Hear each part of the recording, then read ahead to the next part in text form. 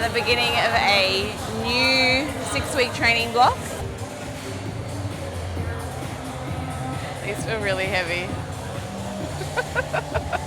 You can go in here and have a look at the exercise demonstration.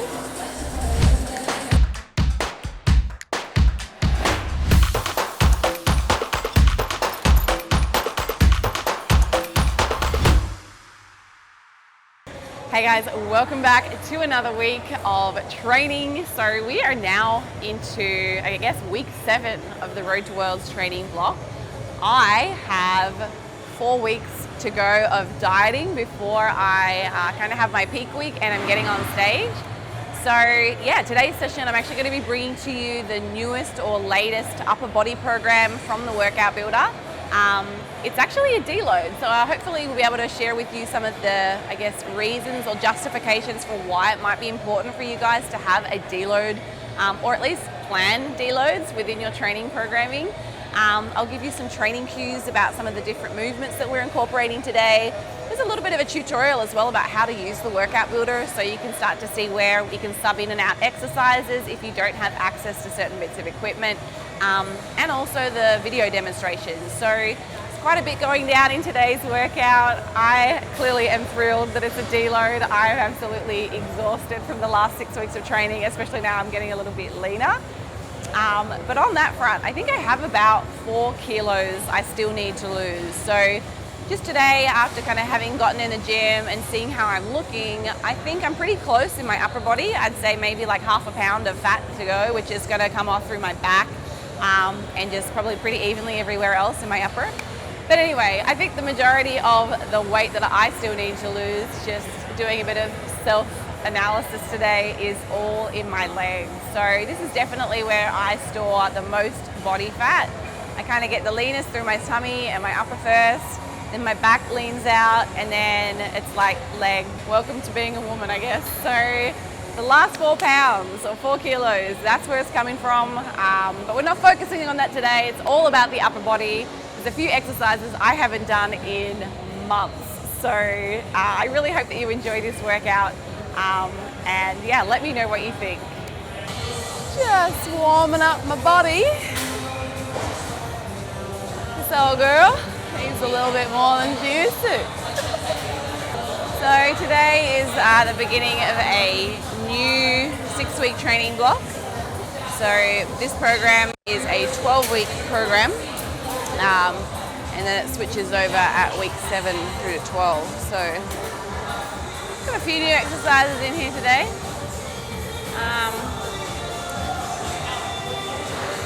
Clearly I'm in diet brain right now and I have no ability to speak. Alright, this next one is just like a thoracic opener, chest opener.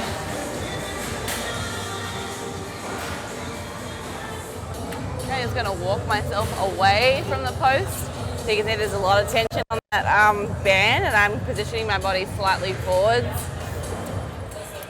And oh yeah, see that? It just pulls you right back. It's real good. And then tucking under.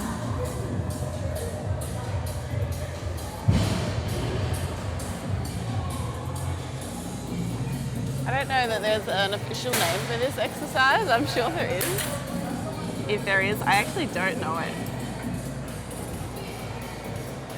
Learned this one from my physical therapist. Okay. Again, just walk it out so you've got some tension. So that when you lift your arm, oh yeah, I think everything just popped in my spine.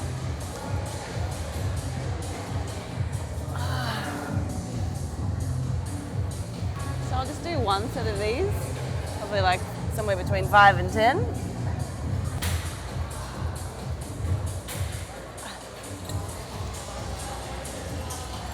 And then, just want to warm up my shoulder a little bit because it's been bugging me. I need to get some therapy on it. I think I'm getting therapy on it on Thursday. So just kind of like in pulling movements, I've noticed a little bit of pain and discomfort. It's not bad. It's fine to work through, but kind of being extra cautious at the minute. So just a wiper just to take that through the range of motion, nice and lightweight. So ideally, I would do this with my elbow on a bench, like a soft pad, so that it kind of stays in a fixed position, but there isn't really anywhere to do that. All right, we'll do one more. I'm just gonna go into this functional area. Is, again, just kind of for my shoulders. It's just a rollout. It's kind of like a nice gentle pressure. And it's also activating my core.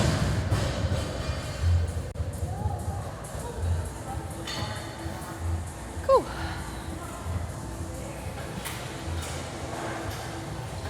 Sit up here. Do one more round of these, and then we can get started.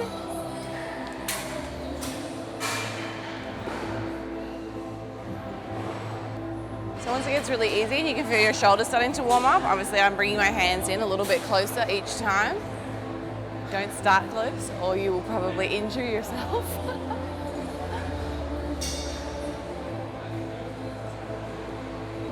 Awesome, okay.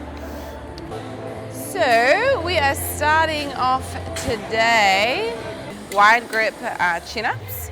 Now these are intended to be a slow eccentric. So the rep range is 6, so it seems low, it's like a piece of cake. However, if you have a look at the little description, I've actually got don't rush and add weight as needed to meet the required RIR. So today it's a deload, it's an RIR of 3, so I'm not going to be doing anything that's severely challenging at all. My body is stuffed. So just 2 working sets today. I'll probably end up putting a little bit of weight on, but I'll do my first set and just see how that feels to get a gauge of what my intensity is. So let's do it.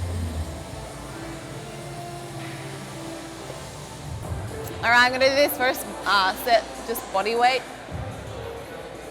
with a slow eccentric, and we'll see how we go.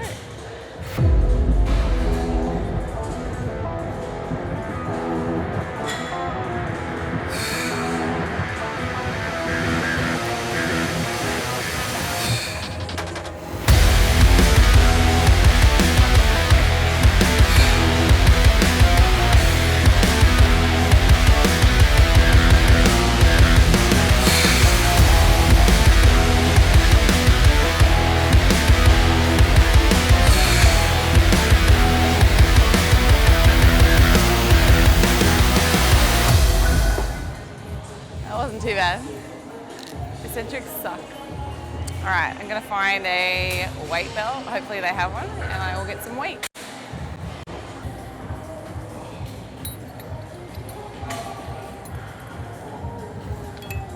Just gonna loop that under there. Oh yeah. Someone's got skills.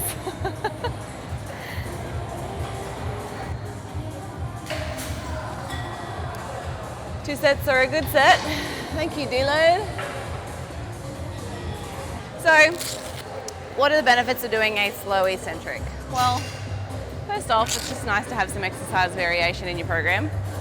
I do get bored, but I do try to make myself stick to a training program for about 6 weeks, just to kind of get the benefits of that particular or that specific movement. Obviously, you can do slight variations and they're going to change up where they're targeting. Even if it's just a little bit, that might be enough to bring out a weak point. So variation can be really helpful for that. But I guess thinking about a pull-up, you're probably going to have different points within the movement where you have a sticking point. And yeah, slow eccentric is really just going to help you develop that top end strength. So you're kind of pulling up and in the flex position. That slow eccentric is just training the muscle through the eccentric phase, which can really help you develop your strength. So yeah, I really enjoy it, and it's very hard. Alrighty, so getting the wraps out. It is a pressing movement. I do want to look after my joints. I don't want to have broken wrists by the time I'm 50, so you gotta wear these pretty tight. I've seen some folks wrap them and they're really loose. That's not the intention. You want to have these really firm to minimize any movement through your wrist. So like if I try to bend my wrist here, like I've got some movement, so I could wrap that tighter, but it's really trying to minimize that flexion. So there's that. So we're working towards 8 reps today. Again, this is a fairly low RPE, so or an RIR of 2 repetitions in reserve. So I'm picking a weight that I still have 2 reps left in the tank. And this is a single arm or a glute bridge single arm chest press. It's been a while since I've done these, but essentially you want to come down and use the bench facing this way because you want to have some freedom to move your arms down to the side. If you face yourself out, you're going to run into the side of the bench when you're pressing. So angle yourself off the edge of the bench so that you've got that freedom to move. And I usually put the weight up on my knee, get the old hair out of the way. It's not long anymore, so it doesn't get stuck. It's great. Wiggle yourself off the edge. Glutes on, switch the butt on, and then you're going to bring the arm down. And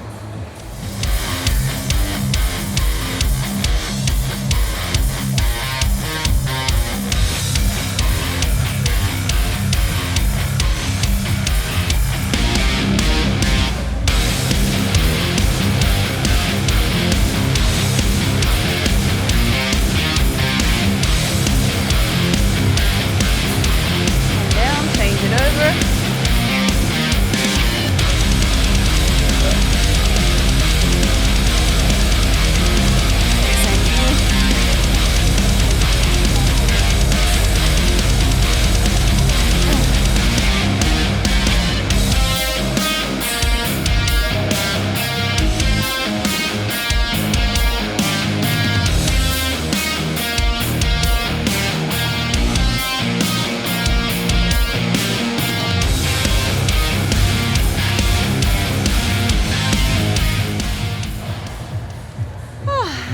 Pop that weight down safely.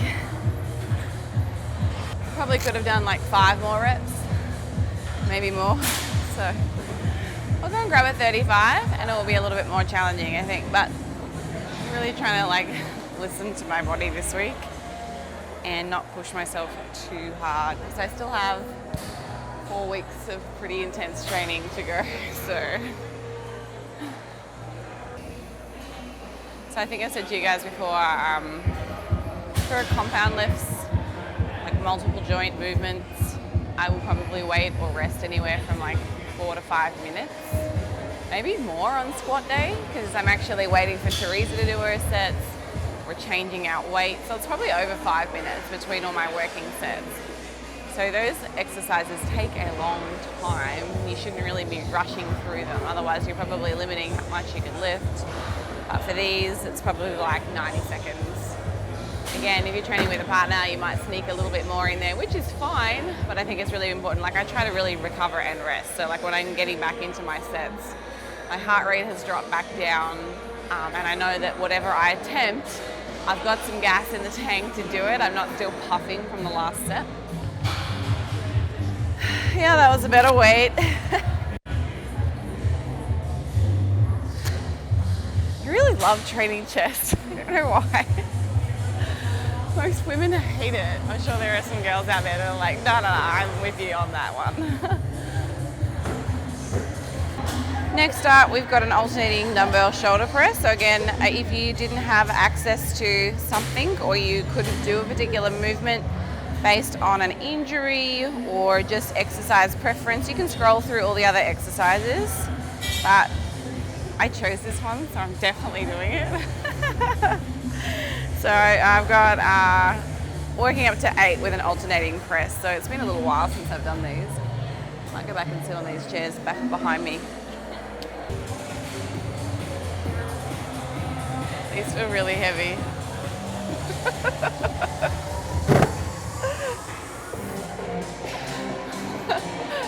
I'm like, hang on. It's a deload.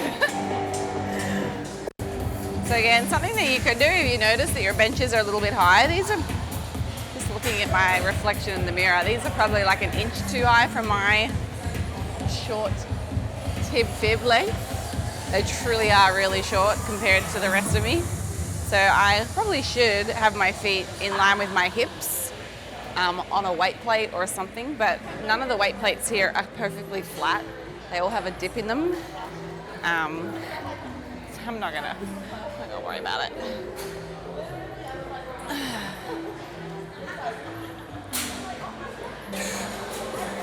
So here's the benefit of having your deload week 1 of a new program. Because it's all new exercises, it's probably been a little while since we've done them in a while. So this is kind of giving you an opportunity to choose some weights for the new exercise program to come without kind of wasting your sets. So I know, like, for me, that was guesswork, right? I haven't done it for a long time, but thankfully, it's meant to be a scheduled, easier week. So I can walk away from this going, hey, I didn't just have a really lazy session. So it's kind of a nice introduction to new exercises, gives you opportunity to kind of play around with some weights, so that when you go into your next week of training, where the intensity does need to be a little bit higher, you've done some leg work and chosen some weights. So I actually am going to go and grab those 30s. Girls that have blonde hair, y'all know what I'm talking about, purple shampoo. So you have to kind of leave it on long enough for it to get rid of the yellow brassiness that just happens from having blonde hair, or if you wear makeup. Because I have a fringe, like you start to get like a bit of discoloration through the front of your hair because it sits on your face. Or if you wear self-tanner, I know a couple of my friends that are blonde like have a nightmare of a time like with it getting through the backs of their hair because it sits on their back. So anyway, I'm like trying to time it and keep it on for a good amount of time, and I'm in the shower and I've got my watch on and I start like responding to emails. Like, this is just what I do. Like, I'm in work mode, even taking a shower. And I kind of got really into like my email flow, and then I looked down and I'm like, oh my God, I've had this shit on my hair for like 15 minutes at this point. So I'm like, I hate to think what my hair looks like when I get out. And then sure enough, as I'm drying it off, like I have so much purple in my hair still. It's a little bit embarrassing. I was like, oh wow. I think no one can judge me. Every single girl that's had blonde hair has accidentally left it on a little bit too long. So having a hair malfunction today.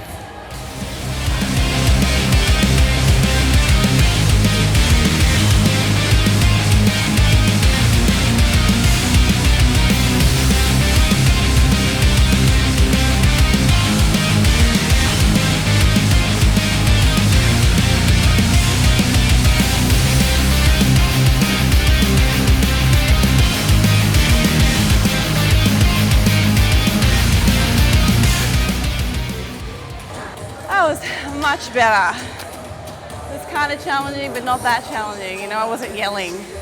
So, it was good intensity. Okay, single arm cable row. So, you can go in here and have a look at the exercise demonstration. So, in this demonstration, Keith, one of our business partners, he's doing it on the seated cable. However, you could also do this kneeling, tall kneeling. You could do it standing if you wanted to. There are a lot of different variations, and each of those is going to have a slightly different focus. I might go and do this today, depending on what I've honestly got access to. It's really busy here, and all the cables are taken and I didn't have time to wait around, unfortunately. Got a big day today, so might just have to use some compromising. Grab that from you, sorry. Alright, hold up. So I'm going to be a hater here and got to remind myself I'm grateful I have a gym to train in right now. But I hate these machines. You literally got to get like sideways to see the weight that you're choosing. I feel bad for Lane because he's just not very mobile. So the poor man like has to like take a knee, get down. I, on the other hand, am very flexible. Okay, it's set of 10. Okay, this weight's good. So you're going to see me take this through its full range of motion. I keep it slightly bent knee here so that I've got good ability to brace, but you can see that I'm still completely lengthened through my lat. So that's kind of going to be my finishing point. And then I'm going to kind of look over my shoulder to get the most amount of flexion. So you also notice when I do this, I'm like keeping my chest high. I'm kind of avoiding like any kind of kyphosis, chest up.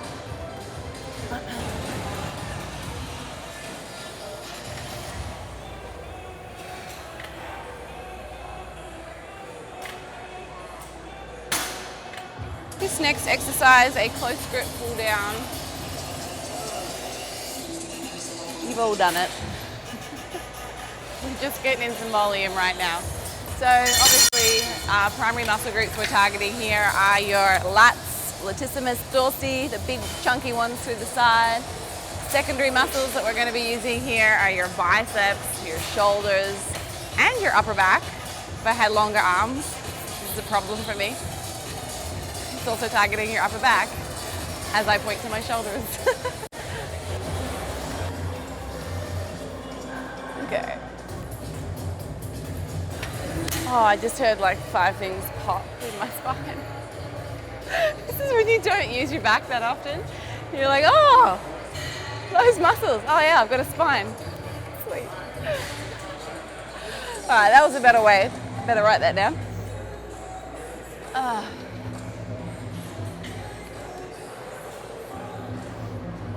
Let's pop that in. 110 pounds. Done.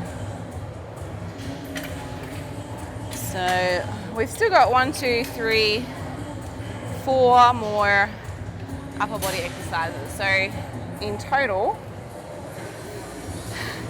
this is a 9 exercise program, which is actually a lot, in my opinion. But because we're just doing 1 upper body session in this program, we need to be able to hit everything. So, you know, I could shorten it, but we'd probably miss out on rear delts. You might miss out on bis and tris. So, yeah, it feels very long compared to what I would normally program if I had 2 sessions, because I might leave my, biceps and triceps for another day, or I would hit 2 of my shoulder exercises on one of them and save the other for the other session. But in this one, we're really getting after it. So, yeah. What we don't have in this training program is, I'm looking at it right now, are any kind of front, shoulder movements. But I don't feel like I really, again, these are my programs. So I, as an individual, don't feel like I necessarily need to build a lot more through my front shoulder, which is why I'm primarily using, I've had the lateral raises in the last program. This program's got the rear delts. We've still got the overhead pressing, which of course there's going to be a bit of front recruitment, but it's not an isolation. I don't have any isolation exercises in there. So if you are somebody that's like, I need to really build up the front of my body so I have giant shoulders, then I would probably incorporate a raise into this program as an additional exercise. So yeah, otherwise everything else is pretty balanced. I've got as many other things in there as I can.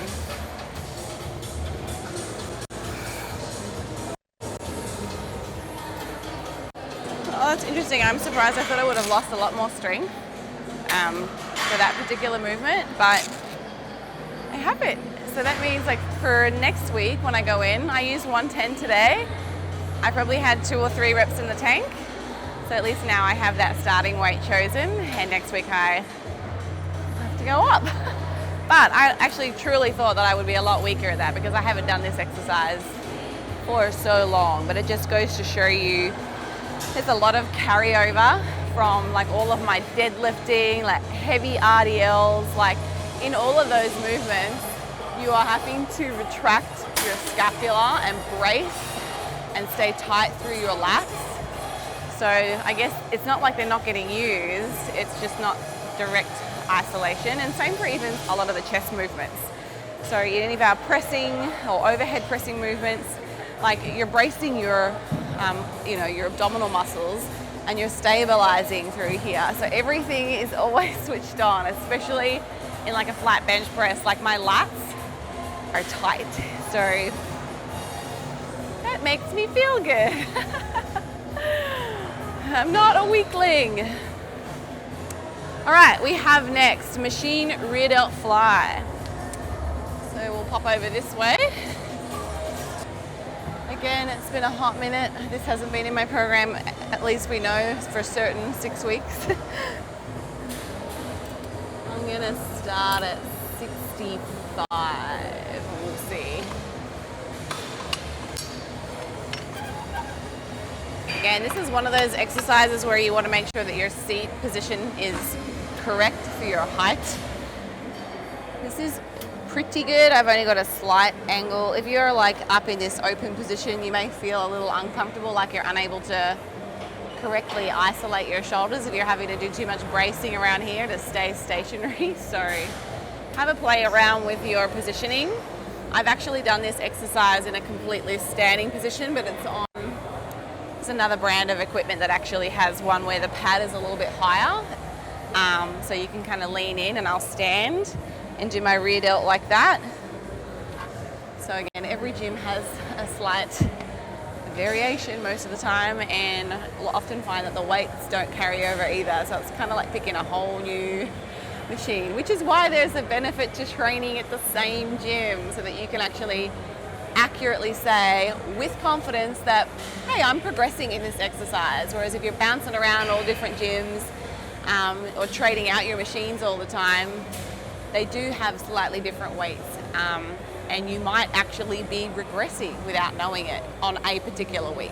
So yeah, there's something to be said for that consistency.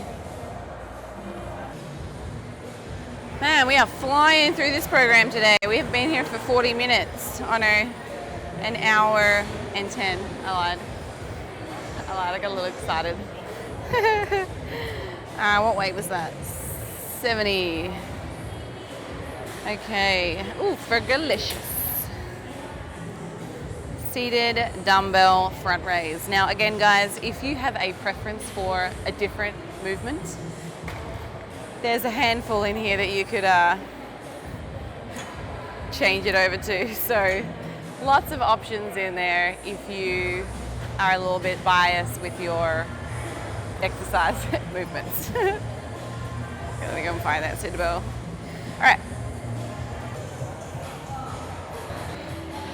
So earlier when I said to you I didn't have any front raises in this program, I was full of shit, and I just kind of glossed over that one because clearly I didn't want to do them, but I put them in there and they're in there. So you don't have to do the extra. Surprise! It's already on the program. Yeah, I must have misread that, but anyway. So 12 and a half isn't crazy challenging, but I think I'm gonna stick with this today. Just allow myself a bit of wiggle room for next week when I'm probably gonna have to go up to the 15s or the 17 and a halves. But I can make it a little bit more challenging just by like slightly pausing for a brief moment at the top. Also, there's no benefit of you going over and above your head. You're not recruiting more of your front shoulder. So in line with your eyes is fine, guys. And also you don't need to completely come to a rest either. So I kind of bring it right back down just to the point where I'm almost back by my side, but I stop so that there's kind of constant tension. I don't really give it a complete rest between reps. But again, that's my personal preference. There's nothing magic about doing that. I just enjoy it.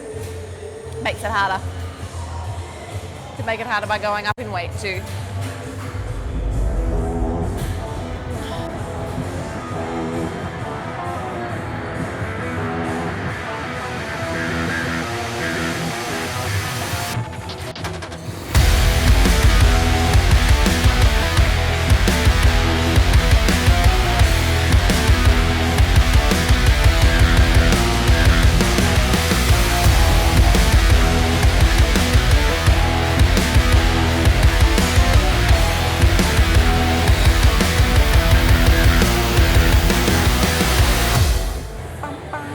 day, standing dumbbell curls, 21. So I use this rep range in a lot of my accessory movements.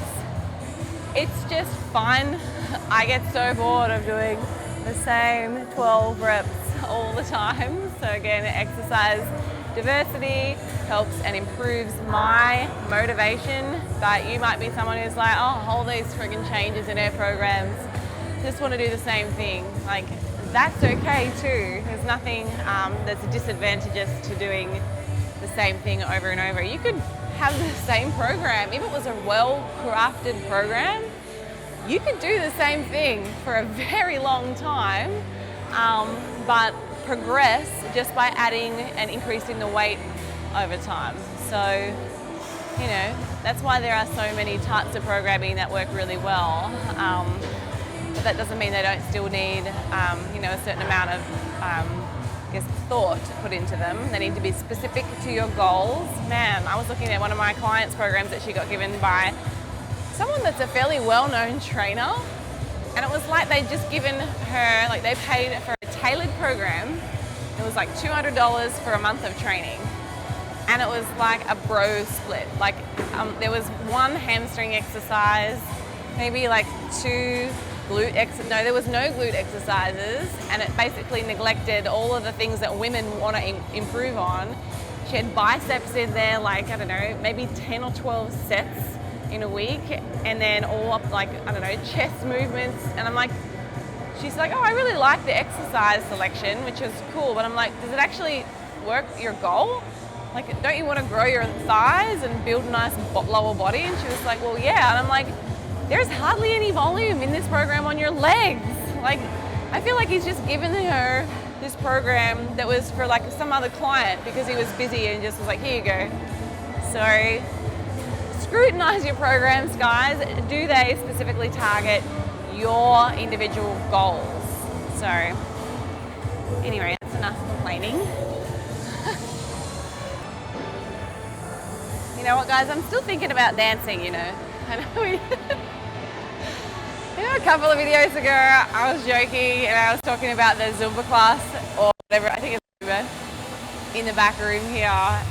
It just looked like they have so much fun. Like, I used to be a dancer, so I did it from, God, since I come out of the womb. I feel like I was dancing at 3.5, 4. Mum had us in tap jazz ballet, and I did that until I was about, I don't know, I'm gonna say grade 4 or 5. So still like, you know, middle school, but yeah, I came back and did a little bit of hip hop as an adult, like when I lived in Australia.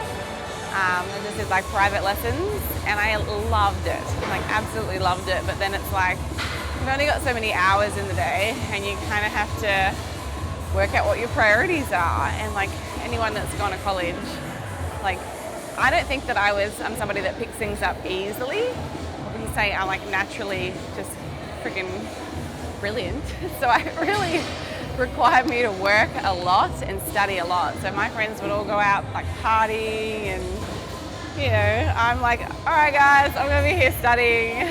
So yeah, I feel like time, it's like you've only got so much of it, and you have to really, like if something's important to you, you've got to invest in that. And yeah, I just found myself kind of going to the things that kept me healthy. I mean, dancing could keep me healthy, I guess. It's a nice form of cardio, but I also really value and have an appreciation for lean body mass and muscle mass. I know that'll help me when I'm older and keeping me healthy. So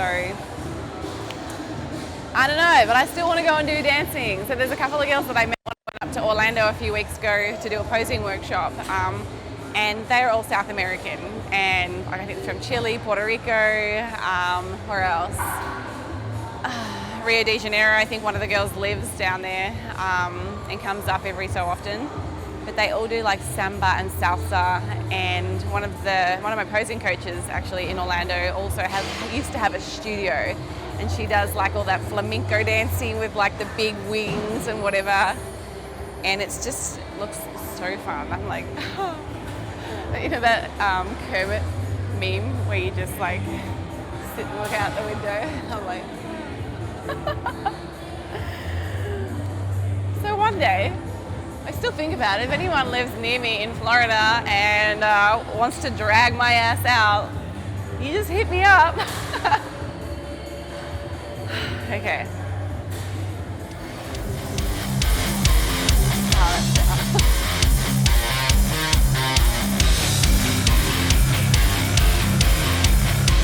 Okay, top up this time.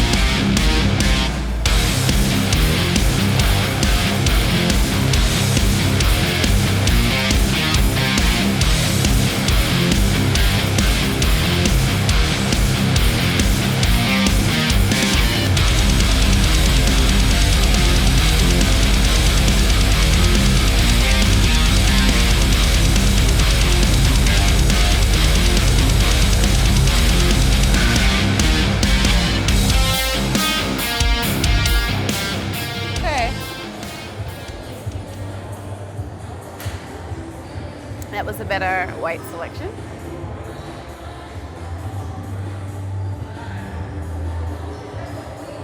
Okay, up next we have easy bar cable extension. So again, we can go in and have a look at what that might look like if, oh wait, when you haven't got the internet, my bad.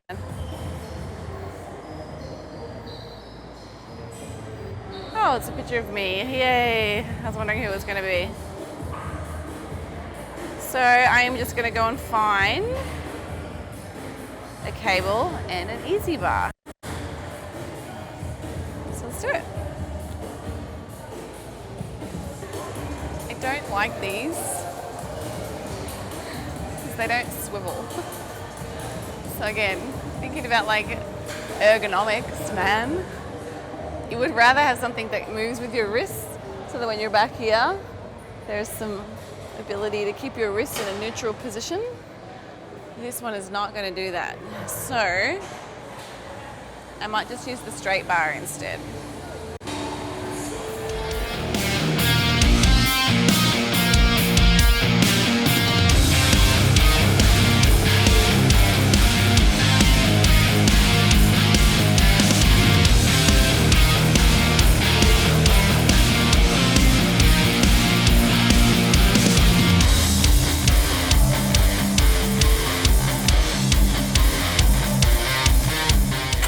I did a lot of reps then. That's just because it was still really light and I didn't want to waste that set. So I need to take it up a little bit. So yeah, I think it was prescribed as 12. I went to 15 because that was going to be like an RPE 1. So I really should stick to a consistent metric of intensity. I'm sorry guys, I'm like RPE, RIR, RPE, RIR. My bad. One more set and then we'll do a pile-off press. And I'm going to show you a couple of different variations of a pile-off press today. So this is a anti-rotational deep transverse abdominal exercise coming up. I just found it so good for just learning how to brace correctly. That's then carried over to like how well I'm able to perform in my squats, in my deadlifts, anything that requires me to stabilize and press over my head. So like my scrape the rack presses in the last program, like this next core exercise really helps you get in tune with your insides. Yeah.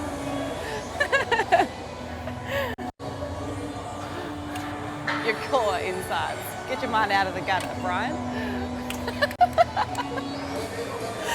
All right, girls, guys, whoever's watching, keep your grip, I guess, kind of in line with your shoulders. Don't have a too narrow of a grip or it just puts kind of an uncomfortable amount of pressure on your shoulders. We don't want that. I usually mix up my stance too from one set to the other. So last set I had my right leg forward.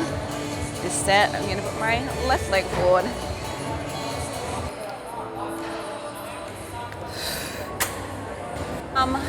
So yeah, one of the other things I think to consider when you're doing that extension is kind of keeping your elbow in like a fixed position.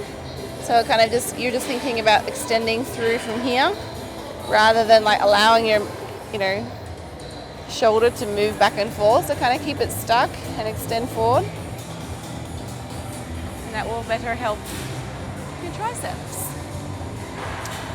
So the next exercise is pile-off press that I was talking about. The first couple of variations I'm going to do from the floor. And I'll just do an example. I'm not going to actually lift because it's kind of hard. So fairly lightweight to begin with. You may only need the first lunge. I'm still at 2, like 22. It's hard. So you can also regress this exercise by just using a resistance band attached around a fixed like pillar or something. But one of the versions is half kneeling. So I'm half kneeling, I'm not kneeling. So one foot comes in front of the other. Inside arm closest to the cable is the one that is driving the movement. And then this one is your supporting leg. Again, chest is up. You're depressing your shoulders back down, lifting the chest high. And then in order to extend your arms forwards, you have to brace your core and breathe. So I take a big deep breath like I'm bracing for a squat.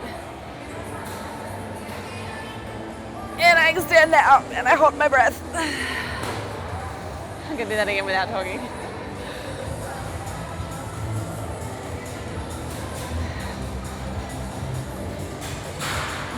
So those are half kneeling. You can do a tall kneeling, which I think is a little bit more challenging because now you don't have quite as much to kind of help stabilize you. You're pencil thin, so there's nothing to like spread out. You know what I mean? So this would be the next progression. And again, shoulders depressed back and down, chest up, core is on, glutes are active. Same thing.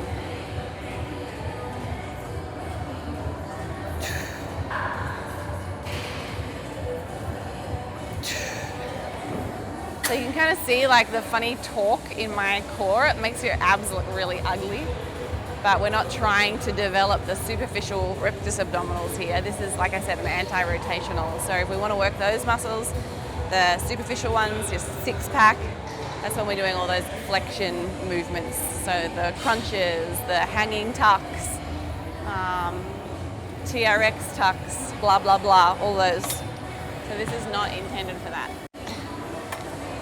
Next one, you're going to bring the cable up to your belly button height. I'm just going to look in the mirror because I have no idea what my belly button is. Yeah, that looks right. Same thing, but now we're standing. So you're going to have to, again, part your feet a little bit for more stability. As you get better, you'll probably be able to sneak your feet in a little bit more. So again, you're coming back in towards more of a pencil and there's less, what's the word I'm looking for? You can't stabilize quite as much, so it makes it more challenging. Oh my God, that is so challenging. So that's one side. You're actually going to flip around and you're going to do the other side. So first I'll do that.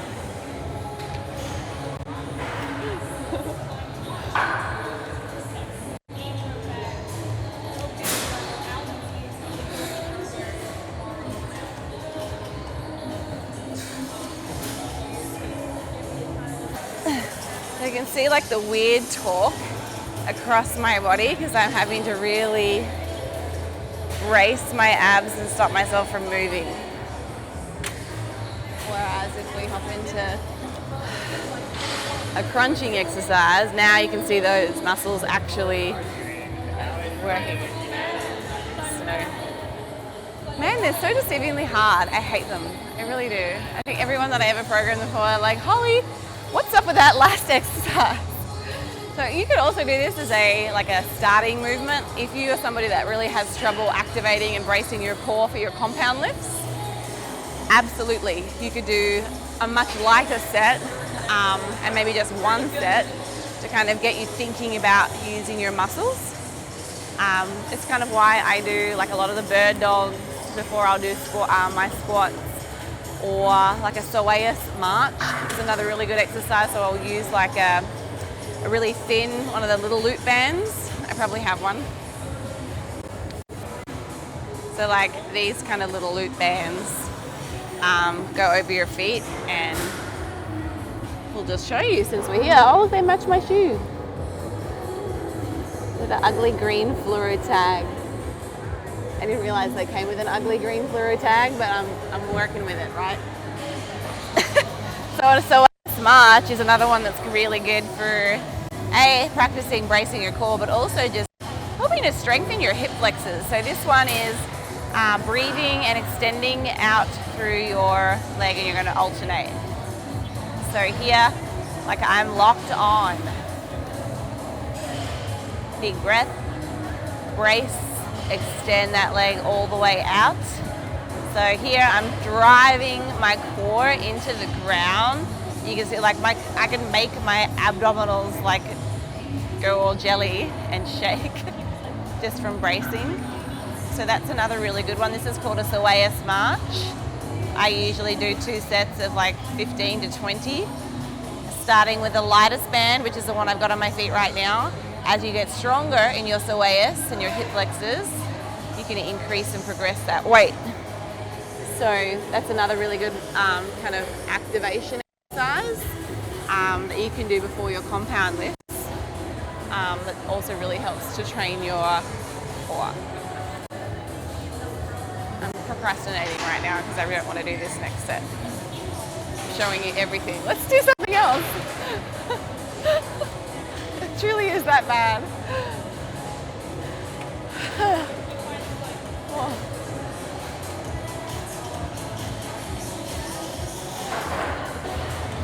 So I'm even thinking about trying to keep my shoulders square in this one. If you can watch yourself in the mirror a little bit, kind of make sure that your shoulders aren't angled around.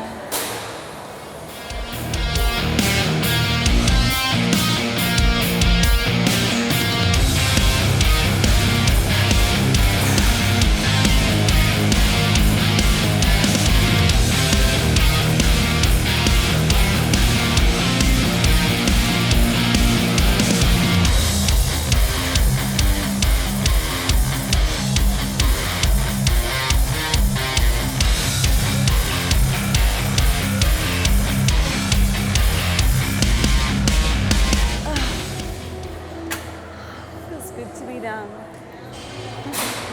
2 sets. So, yeah, we kind of flew through that one. It is 10 past 10. We started at 8:30, so nowhere near as long as what it would take for a regular week. Brian, are you sure you don't want to film every single session this week? We would halve our time.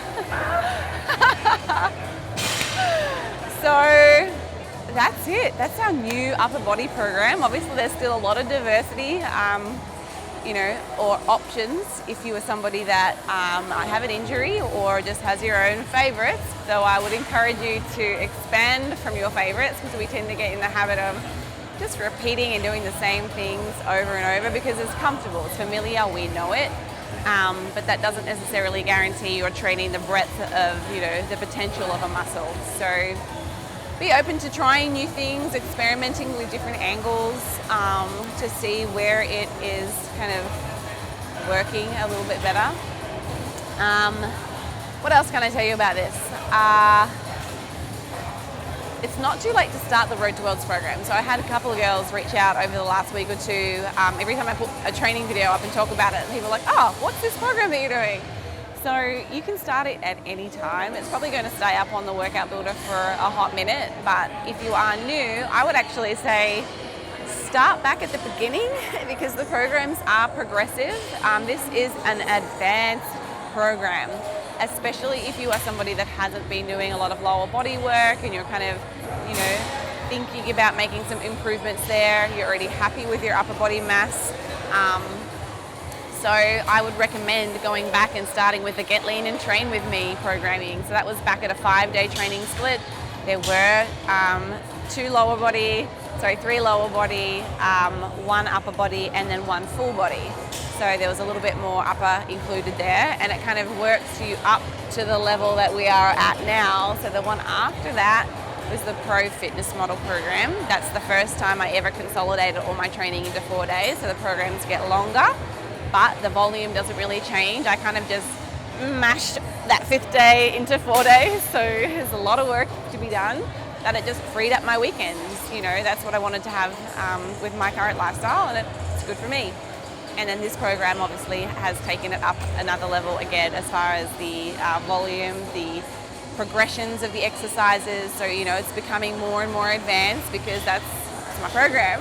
So I would say if you are starting or wanting to get involved in using my workouts, go back and start at the beginning, and you've probably got yourself like a year's worth of training programming that is going to help you get some really great results. So that's it for today. I hope you really enjoyed that new program. Sorry that I'm so bad at all the banter and just the spaz in general. But please keep following me along. I truly appreciate all you guys' support. I love having all the comments come through and just seeing what questions you have, how you're finding it. The more feedback you guys give me, that means that I can improve the programs and tailor them to what you are looking for, or what's missing, what do you want. So please continue to, provide that feedback, leave comments, and I think until next week, I guess I will see you then.